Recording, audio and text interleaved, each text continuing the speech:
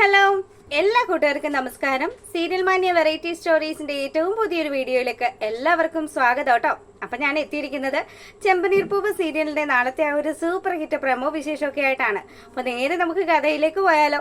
അങ്ങനെതാ നമ്മുടെ സച്ചി ആണെങ്കിൽ ദേഷ്യപ്പെട്ട് അവിടെ നിന്ന് ഇറങ്ങിപ്പോവാണ്. സച്ചിയും രേവതിയും തമ്മിൽ സംസാരിച്ച കാര്യങ്ങളെല്ലാം ചന്ദ്രമതിയും അതുപോലെ തന്നെ നമ്മുടെ രവിയും അവിടെ നിന്ന് കേൾക്കുകയാണ്. അപ്പം രേവതി ആണെങ്കിൽ മൊത്തത്തിൽ തകർന്നു നിൽക്കുന്ന ഒരു അവസ്ഥയിലാണ്. ഒരിക്കലും അവൾ ഇങ്ങനെയുള്ളൊരു ജീവിതം പ്രതീക്ഷിച്ചിട്ടേ ഇല്ല. പക്ഷേ പ്രതീക്ഷകൾക്ക് അപ്പുറത്തെ ഒരു കാര്യങ്ങളാണല്ലോ അവളുടെ ജീവിതത്തിൽ സംഭവിച്ചുകൊണ്ടിരിക്കുന്നത്. അതിന്റെ ദേഷ്യവും മുറുമുറുപ്പും ഒക്കെ രേവതിയുടെ സ്വഭാവത്തിലും ഒക്കെ ഉണ്ട്. അങ്ങനെ അവള് വിഷമിച്ച് നിൽക്കുന്ന ആ സമയത്ത് സച്ചി അവിടെ നിന്ന് ഇറങ്ങിപ്പോയപ്പോഴത്തേക്കിനും പിന്നാലെ ചെല്ലുകയാണ് രവി. അപ്പൊ രവി ചെല്ലുമ്പോഴത്തേക്കിനും മോനെ നീ അവിടെ നിന്നെ, അച്ഛന് കുറച്ച് കാര്യം സംസാരിക്കാനുണ്ട്. അച്ഛാ, എന്ത് കാര്യമാണേലും ഞാൻ മടങ്ങി വന്നിട്ട് സംസാരിക്കാം. ഇപ്പൊ എനിക്ക് അത്യാവശ്യം ഒരു ഓട്ടം വന്നിട്ടുണ്ട്. എന്നെ സ്ഥിരം വിളിക്കുന്ന ഒരു സാറ് തന്നെയാണ് വിളിച്ചിരിക്കുന്നത്. അതുകൊണ്ട് എനിക്ക് പോവേണ്ട അത്യാവശ്യമുണ്ട്. അങ്ങനെ പറഞ്ഞ് നമ്മുടെ സച്ചി അവിടുന്ന് പോവാണ്. അപ്പൊ അച്ഛൻ പറയാണ്, മോനെ നീ മടങ്ങി വരുമ്പോൾ അച്ഛൻ ഇവിടെ തന്നെ ഉണ്ടാകും. എനിക്ക് ചോദിക്കാനുള്ള കാര്യങ്ങൾക്ക് നീ മറുപടി പറഞ്ഞേ മതിയാകുള്ളൂ എന്ന് പറയുക. അപ്പൊ ഉടനെ തന്നെ അച്ഛൻ ഞാൻ വന്നതിന് ശേഷം എന്നെ വിസ്തരിക്കാം, ഇപ്പൊ എന്തായാലും എനിക്ക് ഓട്ടത്തിന് പോകണമെന്നും പറഞ്ഞ് അവൻ അവിടുന്ന് ദേഷ്യപ്പെട്ട് പോവാ. അപ്പൊ ഈ സമയത്താണെങ്കിലോ രേവതിയെ ആശ്വസിപ്പിക്കുകയാണ് രവി. മോളെ നീ വിഷമിക്കൊന്നും വേണ്ട, അവൻ എന്തിനാണ് അത് പണയം വെച്ചതെന്ന് അച്ഛനൊന്ന് അന്വേഷിച്ച് നോക്കട്ടെ.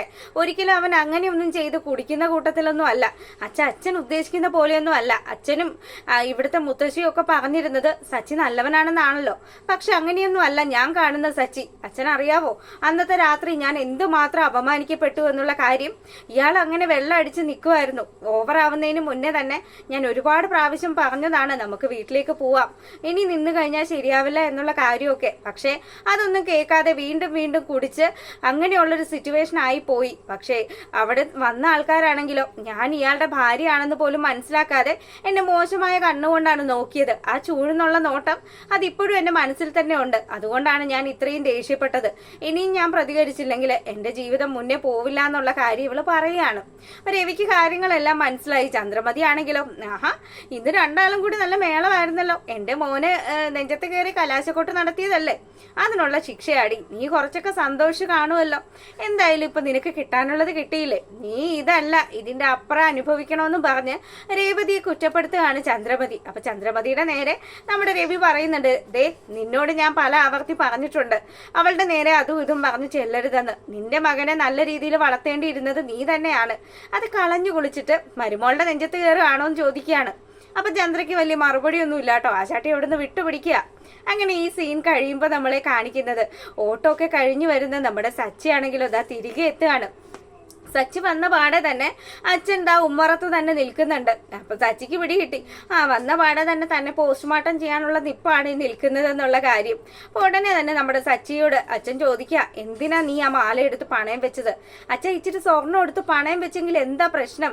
മോനെ അത് അങ്ങനെയല്ല, കല്യാണം കഴിഞ്ഞിട്ട് നിന്റെ ഭാര്യ വീട്ടിൽ നിന്ന് തന്നതാണല്ലോ ആ സ്വർണം. അപ്പൊ അങ്ങനെയുള്ള സ്വർണം നീ ഒരിക്കലും പണയം വെക്കാൻ പാടില്ലായിരുന്നു. അതാ നീ പണയം വെച്ച് കഴിഞ്ഞാല് അത് നിന്റെ ഭാര്യയെ ബോധ്യപ്പെടുത്തേണ്ട ഒരു ഉത്തരവാദിത്വം നിനക്കുണ്ടായിരുന്നു. നീ അത് ചെയ്തില്ലല്ലോ. ചെയ്യാത്ത പക്ഷം നീ ചെയ്തത് തെറ്റു തന്നെയാണ്. എന്തായാലും നിനക്ക് സ്വർണം പണയം വെച്ച് കാര്യങ്ങൾ കാണാനുള്ള അവകാശമൊക്കെ ഉണ്ട്. പക്ഷെ രേവതിയുടെ വീട്ടിൽ നിന്ന് തന്നതായത് കൊണ്ട് അവളോട് പറയണായിരുന്നു. പിന്നെ അവളുടെ ഒരു വലിയ വീട്, അതെ ആ മാല എന്റെ കഴുത്തിൽ കിടന്ന സമയത്ത് പാമ്പ് കഴുത്തിൽ കിടന്ന ഒരു അവസ്ഥയായിരുന്നു എനിക്ക്. അവള് പറയുന്നുണ്ടല്ലോ അവളുടെ വീട്ടിൽ നിന്ന് ഉണ്ടാക്കി ഇങ്ങ് തന്നതാണെന്ന്. അതെ, അവളുടെ വീട്ടിൽ നിന്ന് തന്നതല്ലല്ലോ, ഇവിടുന്ന് അച്ഛൻ പൈസ കൊടുത്തിട്ട് ആ പൈസക്ക് വാങ്ങിച്ചതായിരിക്കും. എന്തായാലും ഇതെല്ലാം കേട്ടുകൊണ്ട് രേവതി അങ്ങോട്ട് വരികയാണ്. അതെ, നിങ്ങളോട് എത്ര പറഞ്ഞിട്ട് ഒരു കാര്യമില്ല, എന്നെ പറഞ്ഞാൽ മതിയല്ലോ എന്നും പറഞ്ഞു പുള്ളിക്കാരി ദേഷ്യത്തിൽ അവിടെ നിന്ന് ഇറങ്ങിപ്പോവാൻ തുടങ്ങുകയാണ്. അപ്പൊ ഉടനെ ഇറങ്ങിപ്പോക്കാണല്ലോ. അതുകൊണ്ട് തന്നെ സച്ചി ആണെങ്കിൽ നീ എങ്ങോട്ടാന്ന് വെച്ചാൽ പോയിക്കോ, എനിക്കൊരു വിഷയവും ഇല്ലാന്ന് പറയാണ്. അങ്ങനെ പുള്ളിക്കാരി അച്ഛാ ഞാനൊന്ന് വീട്ടിൽ പോയി അമ്മയൊക്കെ കണ്ടിട്ട് വരാമെന്നും പറഞ്ഞ് അവളുടെ ഒരു മനസ്സമാധാനത്തിന് വേണ്ടി നമ്മുടെ രവിയോട് യാത്ര പറഞ്ഞ് ഇറങ്ങുകയാണ്. അപ്പൊ ഈ സമയത്താണെങ്കിലോ പോയി ഇനി തിരികെ വരാതിരുന്നാ മതിയായിരുന്നു എന്നും പറഞ്ഞ് ഇങ്ങനെ ആശ്വസിക്കുകയാണ്. പക്ഷെ ആ സമയത്താണെങ്കിലോ സച്ചി കാര്യങ്ങളെല്ലാം അച്ഛൻ്റെ അടുത്ത് പറയുകയാണ് കേട്ടോ. അച്ഛാ, ഞാൻ അതെടുത്ത് കുടിക്കുകയൊന്നും ചെയ്തതല്ല, അതൊരു മറ്റൊരു കാര്യം ഉണ്ടായിരുന്നു. അച്ഛനെ അന്വേഷിച്ച് അശോകൻ അങ്കിൾ ഇവിടെ വന്നില്ലേ, അങ്കിൾ എന്നെയും വന്ന് കണ്ടായിരുന്നു. ആ ചേച്ചിയുടെ കാര്യം എല്ലാം പറഞ്ഞു. അപ്പം പുള്ളിക്കാരിനെ സഹായിക്കുക എന്നുള്ളത് എൻ്റെയും കൂടി ഒരു കടമയായിട്ടാണ് എനിക്ക് തോന്നിയത്. അച്ഛനെ ആണെങ്കിൽ ശ്രുതി പറ്റിച്ചത് കൊണ്ട് തന്നെ അച്ഛൻ്റെ കയ്യിൽ പൈസ ഇല്ല എന്നുള്ള കാര്യം എനിക്കറിയായിരുന്നു. പിന്നെ ഞാൻ നോക്കിയിട്ട് എനിക്ക് ഈ ഒരു മാർഗ്ഗം ഉണ്ടായിരുന്നുള്ളൂ എന്നുള്ള കാര്യം പുള്ളിക്കാരൻ അച്ഛനോട് പറയുകയാണ്. അപ്പം അച്ഛന് കാര്യങ്ങൾ മനസ്സിലായി. തൻ്റെ മകൻ ഒരിക്കലും മോശപ്പെട്ട ഒരുത്തനല്ല എന്ന് അച്ഛനറിയാമല്ലോ. അതുകൊണ്ട് തന്നെ അച്ഛന് വലിയ സന്തോഷമായി. മോനെ, ഈ സത്യം നിനക്ക് രേവതിയോട് തുറന്നു പറയായിരുന്നില്ലേ? എൻ്റെ അച്ഛ, അതിന് അവൾ സമ്മതിക്കണ്ടേ? അവൾ തോക്കി കയറി വെടിവെച്ചുകൊണ്ടിരിക്കുകയാണ്. അവൾ അവിടെ ഇവിടെയൊക്കെ കേട്ട് കഴിഞ്ഞിട്ടാണ് എൻ്റെ നേരെ ഇങ്ങനെ ഒച്ച ഉണ്ടാക്കുന്നത്. ഇപ്പം തന്നെ കണ്ടില്ലേ പറഞ്ഞത്, ഞാൻ കൂട്ടുകാരുടെ കൂടെ കൂടി പാർട്ടി നടത്തിയത് മാല വിറ്റ പൈസ കൊണ്ടാണെന്ന്.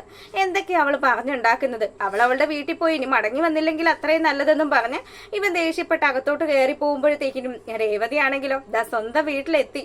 എത്തിയ പാടെ അമ്മയും ശരത്തും അതുപോലെ ദേവും ഒക്കെ സ്വീകരിക്കുകയാണ്. എന്താ മോളെ നീ തനിയെ വന്നേന്ന് ലക്ഷ്മി ചോദിക്കുമ്പം, എന്താ അമ്മ എനിക്കിങ്ങോട്ട് വന്നു കൂടെ എന്നാണ് രേവതി ചോദിക്കുന്നത്. അല്ല മോളെ, നീ തനിയെ കല്യാണം കഴിഞ്ഞതല്ലേ, അപ്പൊ ഭർത്താവുമായിട്ടാണ് അമ്മയുടെ അടുത്തേക്ക് വരേണ്ടത്.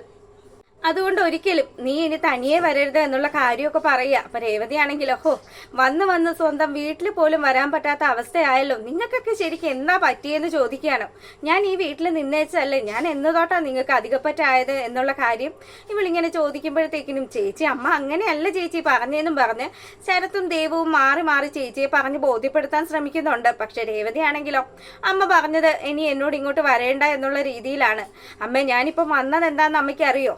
അമ്മയും ദേവും കൂടി വലിയ കാര്യത്തിന് ചേട്ടനാണ് മകനാണ് എന്നൊക്കെ പറഞ്ഞ് കഴുത്തിലൊരു മാലയൊക്കെ അങ്ങ് അണിയിച്ചു വിട്ടില്ലായിരുന്നോ? ആ മാല ഊരി അവൻ കൊണ്ടേ കള്ളു കുടിച്ചു. നിങ്ങളിത് വല്ലതും അറിഞ്ഞോ? ഇല്ലല്ലോ. അതിന്റെ സങ്കടത്തിൽ ഞാൻ നിങ്ങളുടെ അടുത്തേക്ക് വന്നതാണ്. മോളെ, ആവശ്യങ്ങൾ വന്നു കഴിഞ്ഞാൽ ചിലപ്പോൾ പണയനൊക്കെ വെക്കും. നീ അവനോട് കാര്യങ്ങൾ അന്വേഷിക്കുക. എന്ത് കാര്യങ്ങൾ അന്വേഷിക്കാൻ? അമ്മയ്ക്ക് അറിയാവോ? അയാൾ പാർട്ടിക്കാണെന്നും പറഞ്ഞ് അയാളുടെ കൂട്ടുകാരുടെ വീട്ടിൽ എന്നെ കൊണ്ടുപോയി. അവിടെ വന്ന ഹൗസ് ഓണർ എത്ര മോശമായിട്ടാണ് എന്നോട് പെരുമാറിയത് എന്നുള്ള കാര്യം. അങ്ങനെ ഒരുപാട് പ്രശ്നങ്ങളുണ്ട്. ദയവ് ചെയ്ത് ഇനി എനിക്ക് ആ വീട്ടിലേക്ക് പോകാൻ പറ്റില്ല എന്നും പറഞ്ഞ് അവൾ നിന്ന് കരയാൻ തുടങ്ങുകയാണ്. എന്ത് വന്നാലും നീ സച്ചിയുടെ അടുത്താണ് നിൽക്കേണ്ടത്. ഇത്രയും നല്ല കുടുംബത്തിൽ നിന്നും ഒരാലോചന വന്നത് തന്നെ നിന്റെ മഹാഭാഗ്യം. അതും നിന്നെ പൊന്നുപോലെ സ്നേഹിക്കുന്ന ഒരു അച്ഛൻ അവിടെ ഉണ്ട്. ആ അച്ഛൻ നോയിക്കോളും നിന്റെ കാര്യങ്ങൾ എന്നൊക്കെ പറഞ്ഞ് ലക്ഷ്മി ഇങ്ങനെ പറയുമ്പം, ഈശ്വര ഞാൻ ഇനി എവിടെ പോകുമെന്നും പറഞ്ഞ് രേവതി ആ വീട്ടിൽ നിന്ന് ഇറങ്ങി പോവാണ്. അപ്പൊ ലക്ഷ്മിക്ക് സങ്കടമൊക്കെ ഉണ്ട്. എന്നാലും ഇവളെ എന്തേലും പിടിച്ച് ഇവിടെ നിർത്തി കഴിഞ്ഞാൽ അത് പിന്നെ അതിലും വലിയ പ്രശ്നമാകും. അവളുടെ ജീവിതമാണല്ലോ, ഭാവിയാണല്ലോ ലക്ഷ്മിക്ക് മുന്നേ നോക്കേണ്ട കാര്യം. അതുകൊണ്ട് തന്നെ അമ്മ എതിർത്തൊന്നും പറയുന്നില്ല. രേവതി ആണെങ്കിൽ അവിടുന്ന് ദേഷ്യപ്പെട്ടിങ്ങ് ഇറങ്ങി ഇങ്ങ് പോരുകയാണ്. പക്ഷെ പോകുന്ന വഴി വമ്പനൊരു ട്വിസ്റ്റ് ഉണ്ട്. ഇതുവരെ സത്യം മനസ്സിലാക്കിയതുപോലെയല്ല, കാര്യങ്ങളെല്ലാം സത്യമായിട്ട് തന്നെ നമ്മുടെ രേവതി അറിയുന്നുണ്ട്. അതെന്തായാലും മറ്റന്നാളത്തെ വീഡിയോയിലായിരിക്കും കേട്ടോ. അപ്പം എല്ലാവരും കാത്തിരിക്കുക. എല്ലാവർക്കും നല്ലൊരു ദിവസം ആശംസിക്കുന്നു, നല്ലൊരു രാത്രി ആശംസിക്കുന്നു. നമുക്ക് രാവിലെ വീഡിയോ ആയിട്ട് കാണാം കേട്ടോ. അപ്പോൾ താങ്ക്